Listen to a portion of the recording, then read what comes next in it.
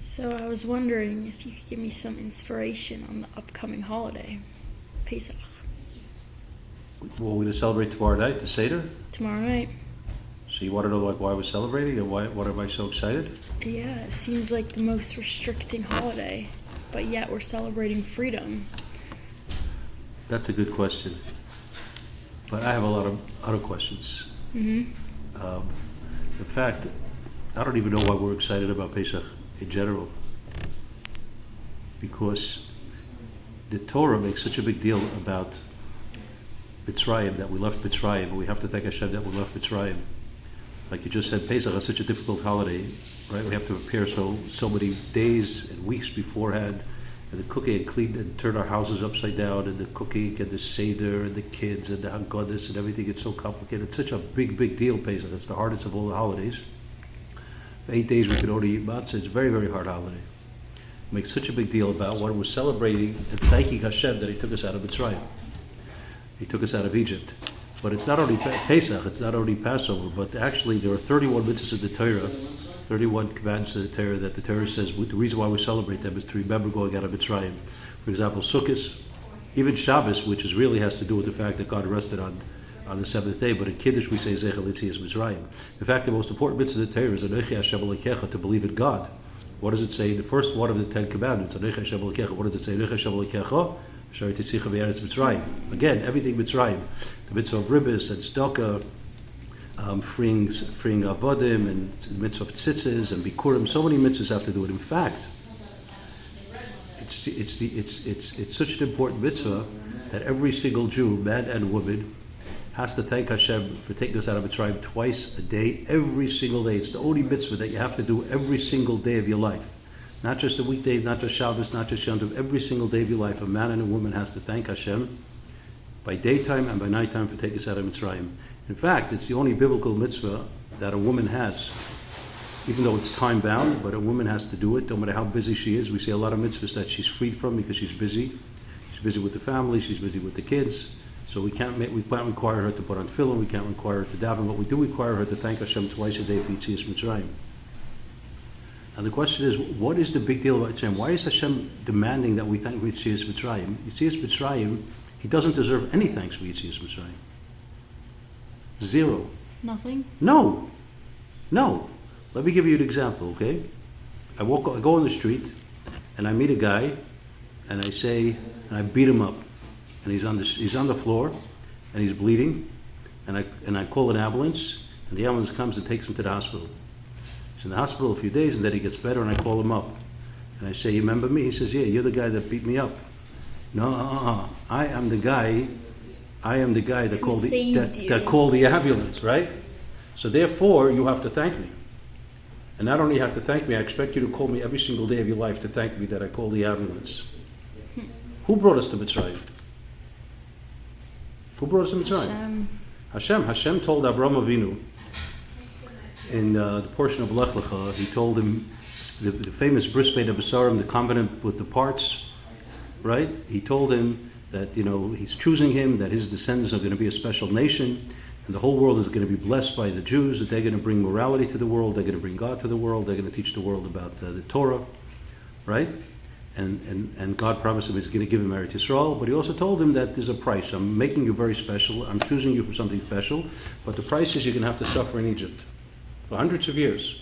He says 400 years. Actually, the 400 years we're counting from the birth of Isaac, but we were in Mitzrayim, we were suffering terrible persecutions. They were murdering our children for over 100 years. And God sent us there. In fact, when Yaakov went to Egypt to visit his son Yosef, who was the viceroy of Egypt, right? He was scared to go to Egypt. So what did Hashem tell him? It's in the portion of Vayigash, in Genesis chapter 44. What did Hashem say? He said, don't be afraid. I'm going to go down with you, Mitzrayim, and I will go with you, and I'll make sure you come out of Mitzrayim. In fact, we say in the Haggadah that Yaakov went to Mitzrayim, Onos al pi hadibur. Hashem forced him to go. That's what we say in the Haggadah. Remember the story with Yosef and the brothers? So after Yosef told the brothers that he revealed his identity, so they were very scared that he's going to take revenge. So what did Yosef say? That's in chapter 45 in Genesis, in Vayigash. What did Yosef say? He said, you didn't send me to Mitzrayim. Lo yatem shalachti yosehena. Hashem sent me to Mitzrayim in order that I should be here, that I should be able to provide for you and your family. So Hashem sends us to Mitzrayim. We suffer terribly. Why did He send us to Mitzrayim? We have no clue. Why do we have to suffer? What did we do wrong? We weren't even chosen yet. We didn't have any mitzvahs yet. We didn't have a Torah yet. So how can we be punished for not keeping it? So why were we punished? We weren't punished. Why did He send us to Mitzrayim? We have no clue. So Hashem sends us to Mitzrayim for no reason, right? And then we suffer terribly, and then you know what? He takes us out. Thank you very much. You brought us in, you take us out. We have to thank you for that? Right. So why? Let me ask you another, not only that, but you promised Avraham Avinu. We have to thank Hashem for being honest and not being a liar. Hashem told Avraham Avinu that you're going to go to Mitzrayim and I'm going to take you out. So we have to thank Him every single day for being honest. If you promise something to somebody and you keep your word, He has to thank you every single day because you kept your word. It doesn't make any sense. Excellent question. I have some other questions too. Oh. There's another thing that we thank Hashem for. You know what we thank Hashem for? The last of the 10 plagues of the 10 Makkahs, He killed the firstborn of all the Egyptians, right? Mm-hmm. He didn't kill the firstborn of the Jews. Ah. And that's why we have a certain mitzvah that we have a pidyon haben. When a boy is born, the first child, we have a special ceremony that we do after 30 days. There's a special ceremony for animals firstborn. So we have a special mitzvah to thank Hashem For not killing us. Now, so I want to tell you something. God sent us to Mitzrayim for no reason. He promises to take us out and kill the people who persecuted us and destroy our enemies. But we have to thank Him for not killing us too. Hello? You brought us to Mitzrayim for no reason. You want us to thank you for taking out, and then you want us to thank you for not killing. Why should you kill us? Why do we have to thank you for not killing us instead of you killed our enemies? So why should you kill us? We thank you for that. In fact, the whole Yontif is called Pesach, Passover. What does Passover mean? He skipped over our houses. He went to the houses of the Egyptians, and he killed them, right? Yeah. And he passed over our house. That's why it's called Pesach, Passover. Am I correct? That's why the sacrifice is called the Korban exactly. Pesach, right? So we're celebrating a Yontif that Hashem didn't kill us for no reason. He made us suffer for no reason. But the fact that besides making us suffer, He actually didn't kill us, thank you very much, God. And that's why you make a whole holiday celebrating that He didn't kill us for no reason. And before I let you go, I'm going to ask you one more question. I must hear the answers. Wait, first let me ask you another question. Rashi says that God commanded the Jews before they left Mitzrayim, they had to do mitzvahs. They had to do a bris, that's circumcision. They had to do a korban pesach. And the pasuk says, "V'ra'isi es Adam," I'll see the blood of the korban pesach in your house, and I'll skip over you, right? And I'll save you. So Rashi explains that Hashem wanted to take the Jews out of Egypt, but they didn't have any mitzvahs. They didn't have any merit. How could He take them out of Egypt?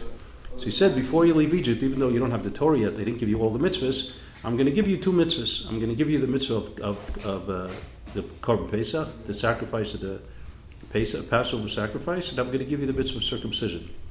Right? So therefore, now you will have the merit to leave Mitzrayim. Excuse me, you need a merit to leave Mitzrayim? You brought us to Mitzrayim for no reason. Right? And now it's time to take us out to keep your promise that you promised us that you're going to take us out. Right?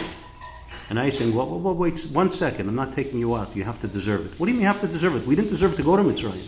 You promised us that you're going to take us out of Mitzrayim. And now when it comes to take us out, you're saying this: we have to merit it. We have to do a special mitzvah, special kibbad, and fulfill the mitzvah of the Korban Pesach, or else you're not going to take us out of Mitzrayim. Does that make any sense? Is that fair? Why are you asking us that we have to deserve it? We didn't deserve to come in the first place. You promised you're going to take us out. So these are some questions really bothering me about Pesach. Yeah.